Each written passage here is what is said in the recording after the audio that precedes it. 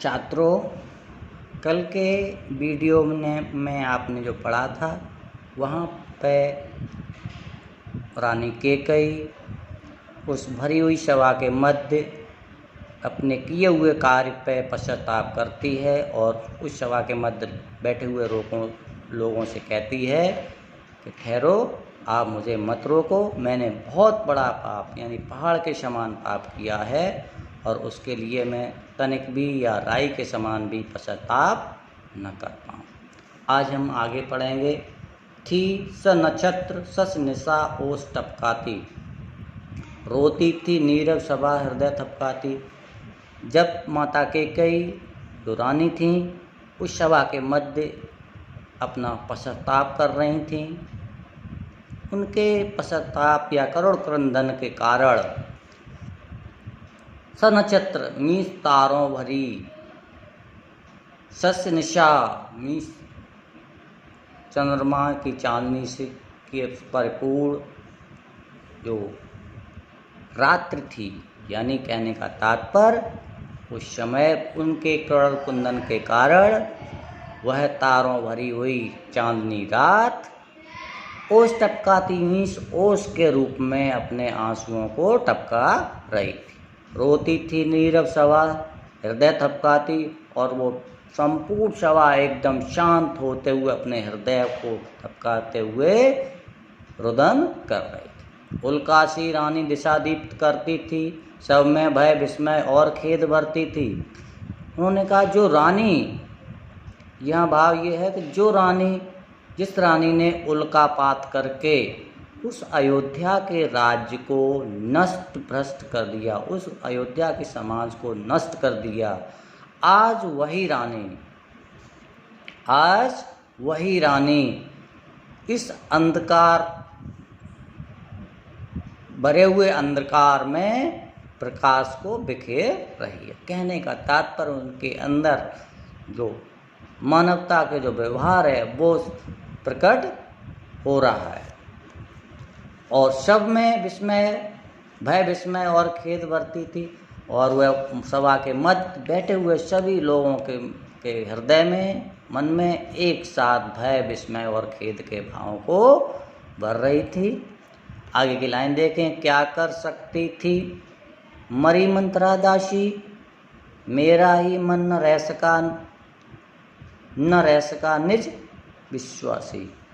आगे रानी कह रही हैं कि जो दासी थी, मंत्रा दासी, जिसके बहकावे में मैं आए, ऐसा कुछ नहीं है। वह उस मंत्रा दासी में इतना बल नहीं था कि मुझे वो मेरे मन के भावों को बदल दे, लेकिन क्या करूं, मेरा मन ही अविश्वासी हो गया था।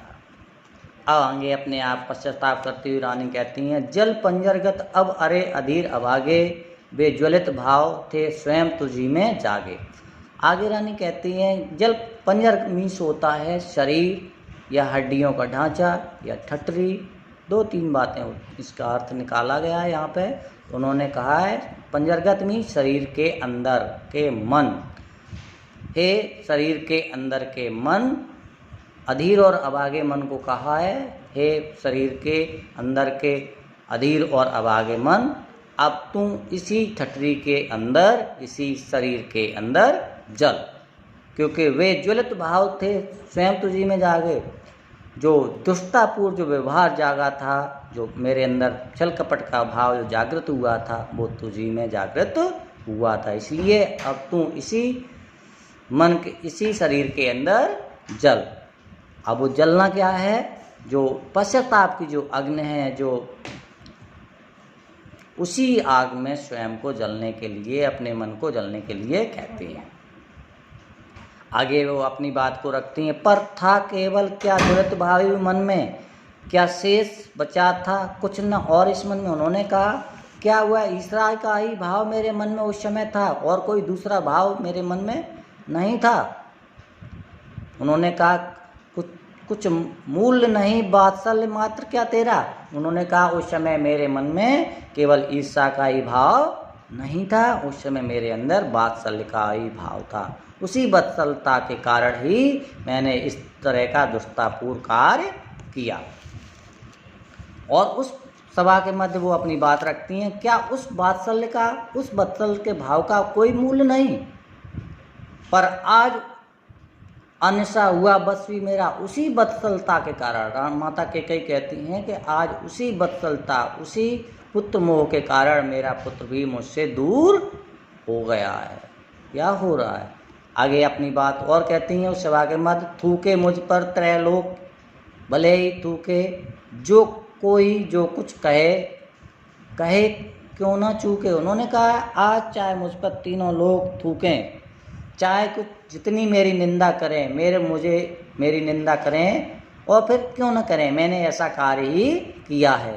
पर आगे वो अपनी बात रखती, छीने न मात्र पद किंतु मरत का मुझसे, हे राम दुआई करूं और क्या तुझसे।